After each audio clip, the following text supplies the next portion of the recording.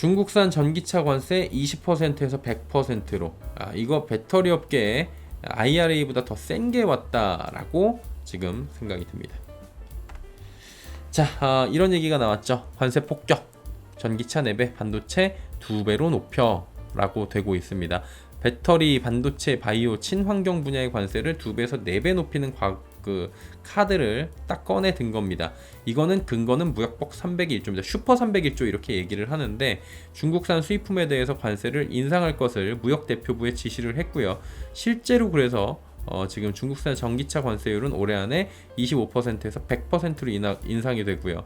범용 반도체 관세율은 25에서 50%, 또 배터리는 2026년도까지 25% 인상되고, 관세가 면제된 의료기기 관세율도 50%까지 올라가게 됩니다. 한마디로 중국 때문에 우리 불공정하게 보는 것들은 전부 다 지금 잡아가지고 그냥 싹을 다 뿌리 뽑아버리겠다, 이렇게 얘기를 하는 거예요. 이게 그리고 중요한 게 뭐냐면은 동참 압박을 가능할 것을 내비쳤다라는 겁니다. 우리 혼자 안 할 거다잉, 다 같이 해갖고 저거 하자잉, 이렇게 얘기를 한 겁니다. 무역법 301조에 따라서 중국산 제품에 대한 관세를 인상하는 거예요. 중국산 전기차에 대한 관세를 25%에서 100%로 대폭 인상을 해버린 거고요. 철강, 알루미늄 및 전기차용 리튬이온 배터리의 관세도 25%입니다. 그리고 반도체와 태양전지의 관세는 50%로 큰 폭으로 상향을 한 거고요. 이거 조금 더 자세히 보면은 리튬이온 전기차 배터리 연내 7.5에서 25%. 요게 근데 이제 그 실용성 있는 건 ESS 쪽이거든요. ESS 쪽은 많이 나가 있어요. 그리고 리튬이온 비전기차 배터리는 25%. 요거 이제 비전기차 배터리가 25%. 2026년. 이거 왜 2026년으로 하냐면 지금 중국산 ESS가 미국 쪽에서 사실은 없어서는 안 될 상황이기도 할 거예요, 아마. 이거 굉장히 효율적으로 쓰고 있긴 합니다. 근데 이게 전략물자처럼 해가지고 안보하고 관련된 것도 있고 그래가지고 그런 핑계 대면서 이제 밀어내는 거거든요. 그래갖고 비전기차 배터리 하면 ESS 쪽일 텐데, 이건 이제 1년 유예를 해준 겁니다. 1년 유예, 2년 유예구나. 2년 유예를 해준 거고요. 여기는 조금 융통성 있게 하겠다는 거죠. 그리고 배터리 부품 연내 25%까지. 그리고 핵심 광물 쪽은 이제 2년 유예를 해주면서 25% 때려버린 겁니다. 이외에 다른 핵심 광물은 0에서 25%로 크게 상향된 관세율이 적용이 됐다. 정리하지만 이렇게 되는 건데요. 또 한 가지 더 있는 게 요거 STS 크레인, 그 다음에 주사기 바늘, 마스크 비롯한 개인 보호 장비, 의료 및 수술용 고무 장비도 지금 연내 혹은 2026년도까지 쭉 관세를 인상을 하게 됩니다. 그러면은 이거 그냥 한 가지 예측을 하면은 요거 관련해가지고 이제 이런 기사 나올 거예요. 뭐 요거 관련된 종목 혹은 주사기 관련된 종목, 바늘 관련된 마스크, 개인 보호 장비, 의료 관련된 종목 중에 하나 꼽은 다음에 어떤 종목 이름 앞에 딱 붙고 관세 폭격에 반사이익 기대감에 상승하면서 화살표 위로 올라가 있고 특징주 올라오든지 아니면은 뭐 이렇게 올라가고 갑자기 주가가 들썩들썩하는 일이 발생을 할 겁니다. 왠지 오늘 그럴 것 같아요. 이쪽도 있지만 이렇게 좀 틈새로 해가지고 기사가 나온 거고 이거 확정이 된 거니까 이 관련해가지고도 움직일 수 있는 부분도 좀 참고를 해봐야 될 것 같아요. 근데 우리가 중점적으로 봐야 되는 부분은 전기차와 리튬이온 배터리죠. 현재 미국에 수출된 전기차, 중국산 전기차는 뭐 거의 없다. 태양광 전지 사업에서도 차지하는 비중이 크지 않다라고 하지만 미국은 당장 미국 자국 내 상황에만 맞춘 건 아닌 거예요.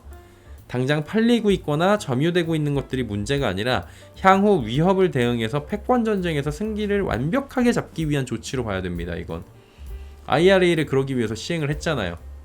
근데 IRA를 했는데도 불구하고 계속 우회하려고 그러고, 그래도 성장하고 있고 미국을 제외하면 전부 다 잘 나가고 있고, 물론 이제 잘 나간다는 게 점유율이지만, 단순 점유율이지만, 왜냐면 워낙 싸요. 전기차가 얘네는 워낙 싸게 팔기 때문에 이로 인한 미국 이익을 위협할 만한 중국산 전기차이기 때문에 공급망 위협을 철저하게 봉쇄하기 위한 것이다.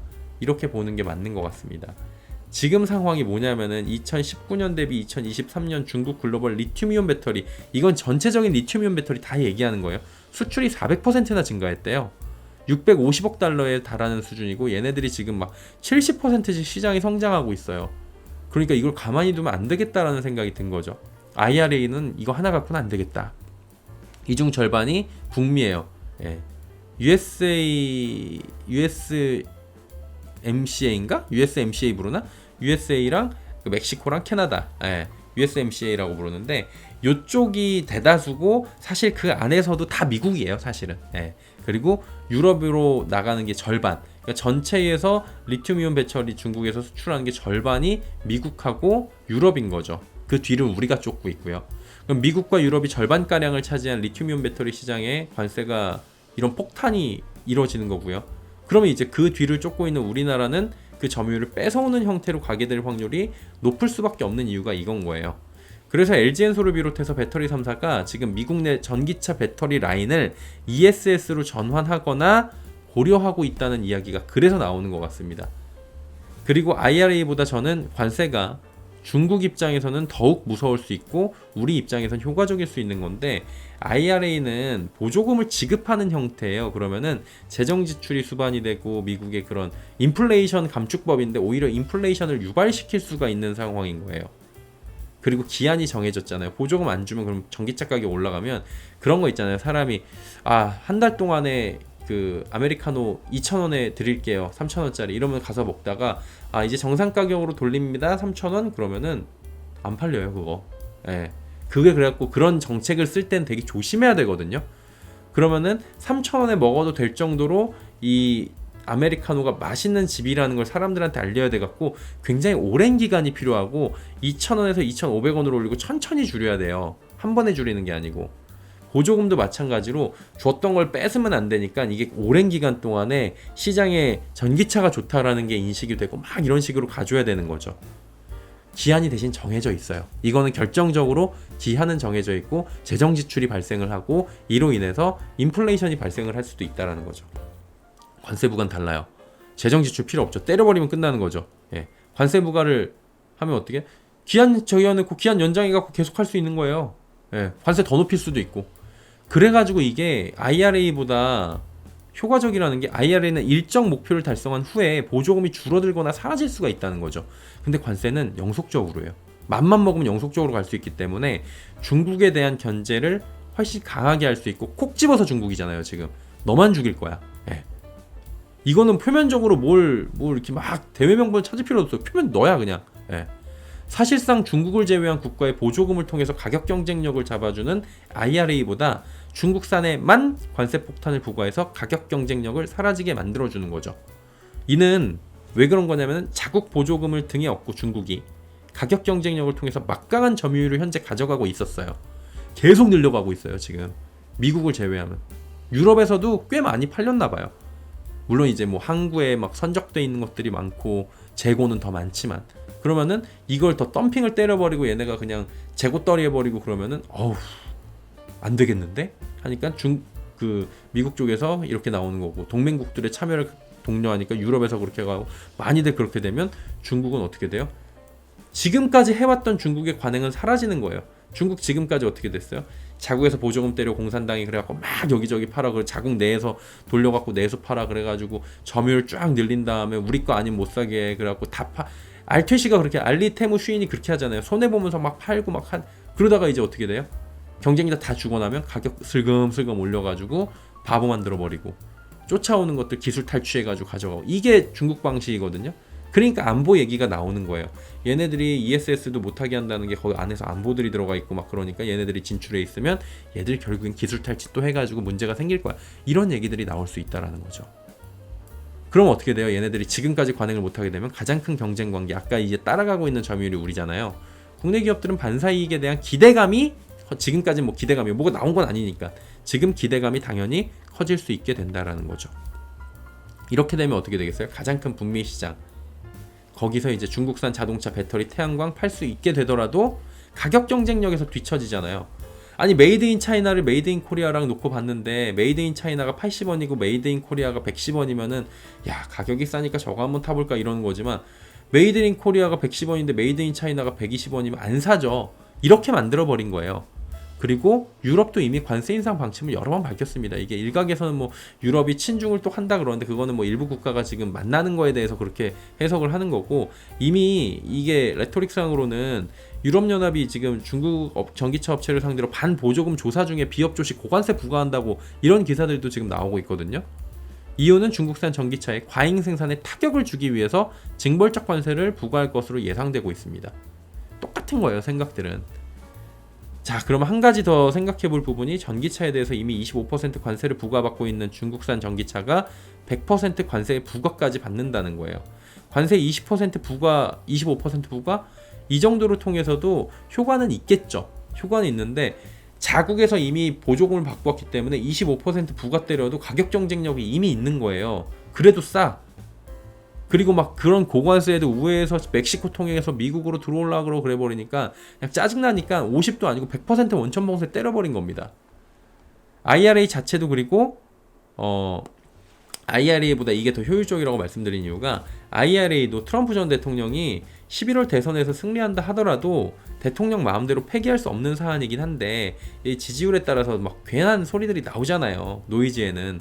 근데 IRA도 어차피 못 바꿔요. 트럼프가 되더라도. 근데 IRA와는 별개로 관세 부과는 트럼프 때부터 해오던 거예요. 트럼프가 그리고 이번에 공약으로 세게 때렸죠. 그러니까 바이든이 더 세게 때린 거예요. 이렇게 들어와? 받고 콜! 500 받고 500 더 한 거예요. 이번에 바이든이. 진짜 세게 나온 거거든요. 그래서 관세 부과는 정권 교체 리스크가 없습니다. 왜냐하면 트럼프 때부터 이거는 중국산 태양광에다 관세 부과하고 있고 막 중국 이렇게 때리고 있었기 때문에 그걸 바이든 정부와 갖고 더 친환경 쪽으로 드라이브를 걸고 있는 거기 때문에 이거는 그런 위협 사항이 없어요. 이 두 명의 후보가 모두 다 공통적으로 생각하고 있는 분모가 있는 데라니까요.